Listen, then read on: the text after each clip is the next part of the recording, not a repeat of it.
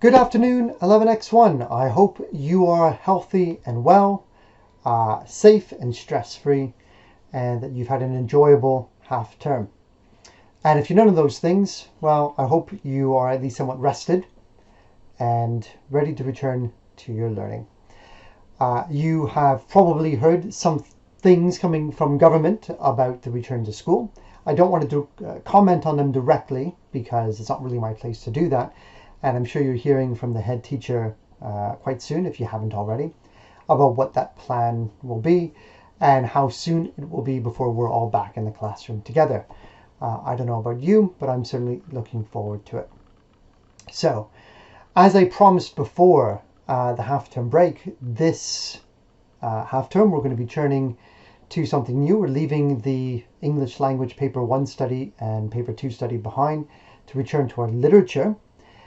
In fact, we're going to be looking at Animal Farm, although I'm also planning to look at Jekyll and Hyde. And this will, of course, lead in about 2 weeks to another small progress assessment, just so we can keep track of how you're doing. But before we move on to new things, I think it's worth revisiting some old things just for a single lesson. So let's do that now. Today we're going to revisit the question 3 and question 4 from the final progress assessment that you did for me before half-term break. I've returned them all to you. A few people did not get the work completed. You know who you are. This is your opportunity to catch up with that. I remind you that these progress assessments have the potential to stand in for or to influence your final grade. If they're not getting done, then that grade is going to be quite low because I do not have recent evidence of your ability. So it's quite important that you get this work done. But enough of that. What we're going to do is I'm going to share with you, and you can see them in the assignment in Teams, examples of these questions 3 and 4 that were answered and marked by the exam board and graded by the exam board. And they give you a good example of writing that is either matching yours, or that is better than yours, or worse than yours.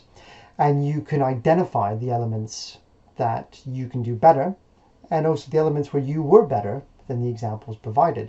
The idea here is that you will guide yourself into rewriting either question 3 or question 4 into something that's a bit better. I invite you to open the document attached to this team assignment and to find this response to question 3. Now, question 3 was, in lines 22 to 37, how does the writer use language and structure to describe the moment when Diogenes finds Florence? Support your views with reference to the text. Now, before we read this, and I tell you what grade it earned, just a quick reminder that to score higher than 2 marks on this question out of 6, you need to look at both language and structure. Looking at language once and looking at structure once is enough to do that, but you do need to look at both. If you only write about language, if you only write about structure, your score is capped at 2. Now, fortunately, that didn't happen to many of you this time around, but it's something to keep in mind. You have to look at both. Now, let's have a look at this response and see what grade it earned. Now, this is the first page of the document I've attached to the assignment. This is question 3. It's the first example for you. It begins with the sentence, the writer has used a relieved tone to describe the moment where Di finds Florence as being one of happiness. This tone is first introduced when Dickens describes as a familiar little shadow. The use of the word familiar causes the reader to feel relieved for Florence in this moment as she'd been heartbroken and sad, so, and on it goes.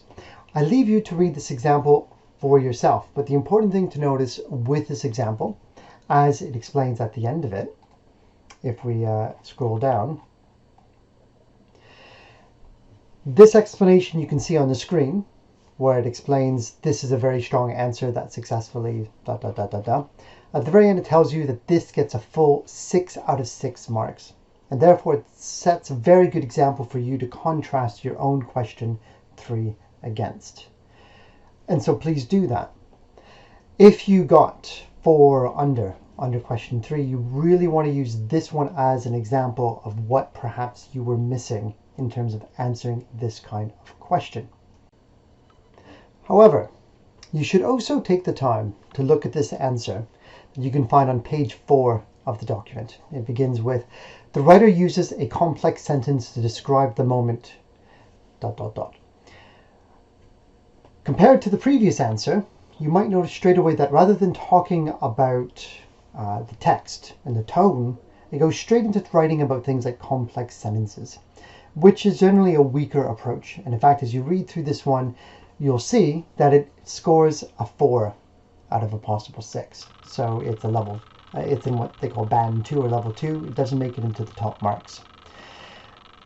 You should read this one as well, because it gives you a really good contrast between the first one, which is full marks, and this one, which is a bit weaker.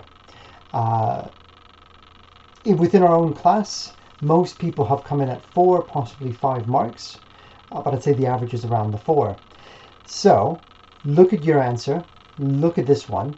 If you scored the same thing, see what you've done in this one, that is fine, but then look back at that one that gets 6 out of 6 and see what you're missing to improve it, and you might consider doing a rewrite of question 3 for today's work.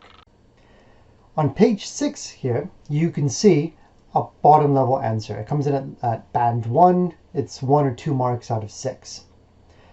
It's worth looking at because if you can identify in your own writing elements that are similar to what you're seeing in this one, then that's not a warning sign, but it gives you an example of what you want to try and improve on. Okay? They give you an explanation of why this one doesn't manage to score above 2. Part of it is you can see it's simply too short, especially when you consider that this part here has been completely crossed out.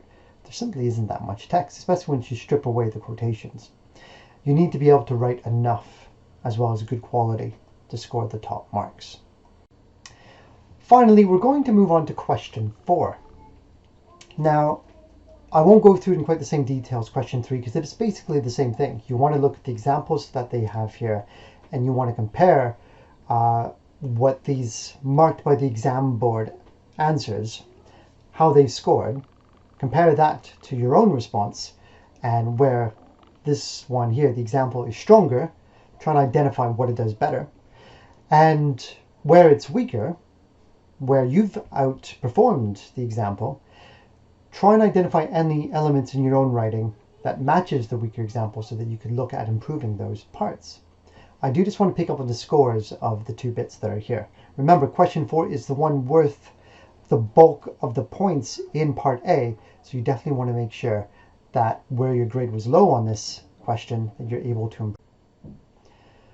Okay, once again, the first example, this one on page 9, sets the gold standard in that it scored somewhere between a 13 and a 15 marks. So it's almost perfect. If you're able to produce an answer of this quality in the real exam, you're looking at getting a level 8, level 9, top marks here. Though the opening sentence sets it up with its introduction, doesn't really achieve much, but it is good in that it doesn't jump straight into talking about a complex sentence or words. It's recognizing that this extract comes from within a text by Charles Dickens, and then you can already see that there's a more sensitive approach in the opening sentence of the real analysis. So the second paragraph begins, towards the beginning of this extract, Dickens paints the setting of the town where Florence is running. Through the description of the town, Dickens skillfully presents Florence's feelings of loss from her father's rejection. Now, you might say, I didn't know she was rejected by her father, and that's fine. You don't need to. But many of you did pick up that the setting and the character were matched.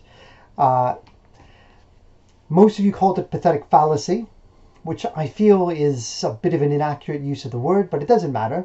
You were still recognizing that setting and character were matched, and so the chaos of the city reflect the chaos she felt inside, and the contrast between the beautiful weather and her own unhappiness emphasized both. That was very good writing for those of you who were able to do it. Here's an example of someone doing it at the highest marks. So I urge you to read through this one in carefully and try and identify one or two elements of it that you could carry over into your own writing and then to rewrite your question 4 to improve it. This example on page 13 scored 11 out of 15. This makes it a very good example for us because 11 was quite about the average for most of the class, I would say. So this is a good benchmark for us to compare our work to. When you read this one and then you read your own, did you do better or did you do worse, and why do you think that is? Okay, so this is definitely another one that's worth your time. Okay, and finally, this last example scored an 8 out of 15. Again, have a look at it, compare it to your own, see where you're stronger, identify the weaknesses in your own writing that perhaps match the weaknesses of this one, so you can learn to avoid that. And there we are, 11x1. Your work for today is to rewrite question 3 or question 4.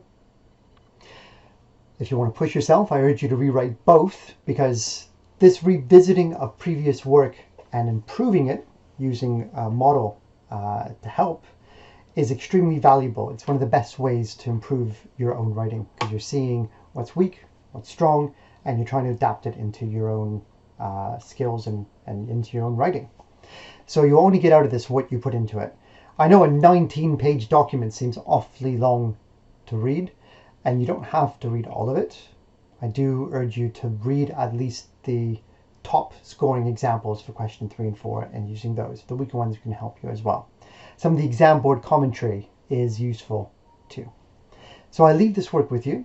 What you need to upload to Teams is the rewritten question 3, question 4, or both.